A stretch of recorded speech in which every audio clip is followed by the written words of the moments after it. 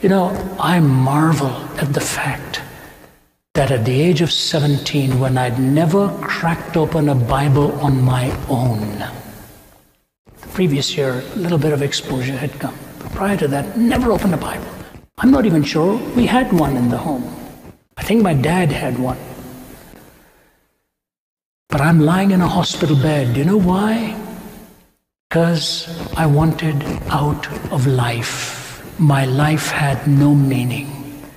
I wanted to be a cricketer. I wanted to play tennis. I did it well, but I would never have excelled to the ranks of the best. So I wasn't even going to make it there. I just did it, played at a university level, that was it.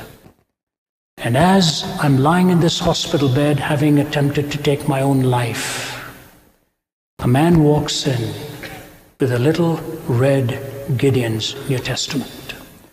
I couldn't reach out for it because my body was dehydrated. Moisture was gone. It was a servant in the house who rushed me to the hospital. And my mother takes that Bible that he gives and she says, "You really can't stay here. My son is in critical condition."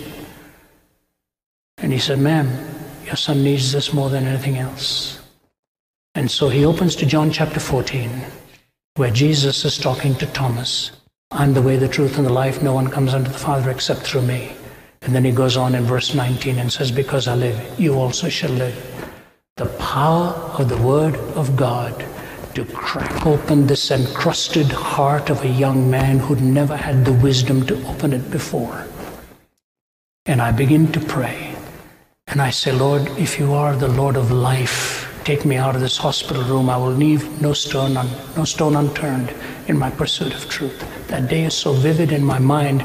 Every time I go to Delhi, my home city in India, I always take a taxi and I go and park outside that hospital room, and I just saw the hospital building, and I just sit there for about 10 or 15 minutes and recall what happened when I was 17 years old.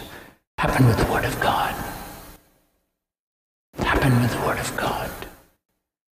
And as I walked out of there, 5 days later, the doctor looked at me and he said, "You know, young man, we've given you back your life, but we cannot make you want to live."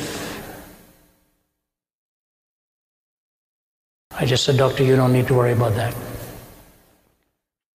I had that little red New Testament, and I walked away from that room.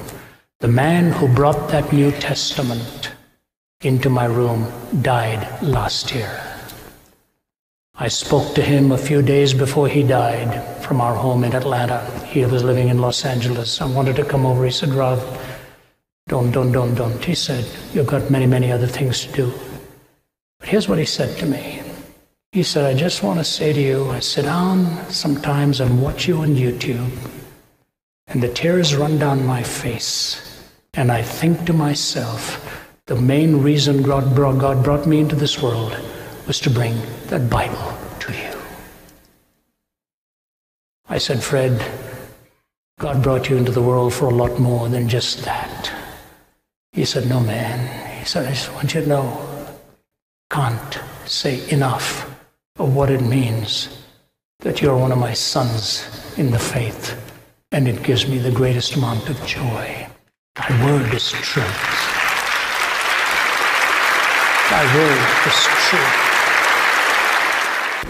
If there is just one application you take away from tonight, can I urge you to open the Scriptures and make it a commitment to read the Gospel of John?